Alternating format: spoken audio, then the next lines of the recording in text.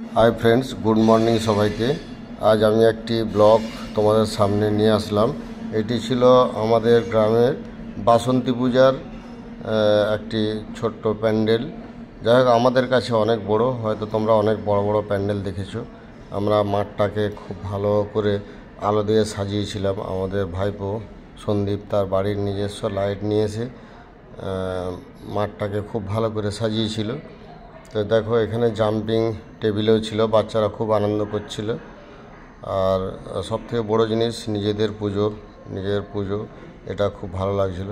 দেখো আমাদের বাসন্তী পূজার মণ্ডপ ছোট হলেও আমাদের কাছে অনেক প্রিয়। তোমাদের কেমন লাগবে জানি না।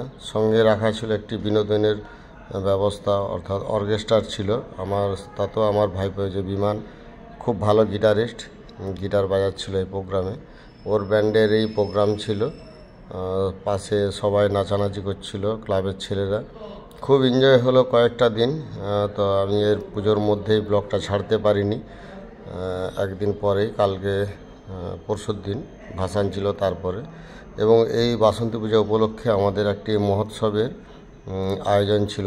দেখো কতগুলো উনুনে কড়াতে করে রান্না চলছিল।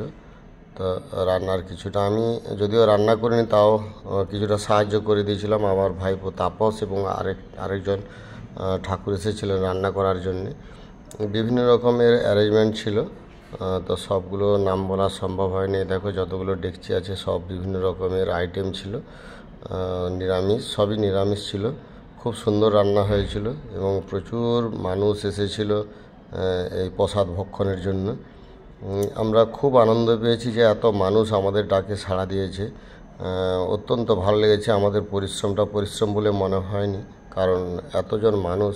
দেখো সেই মহোৎসবের সময় একটা পালা কীর্তন মঞ্চে হয়েছিল। সেখানে ওনাদের গান পরিবেশন করছেন এবং সামনে প্রসাদ ভক্ষণ করছেন এবং শ্রোতারা বসে বসে শুনছেন। খুব ভালো কয়েকটা দিন কাটলো। অত্যন্ত ভালো লেগেছে আমার। ধন্যবাদ সবাইকে। ভালো থাকো।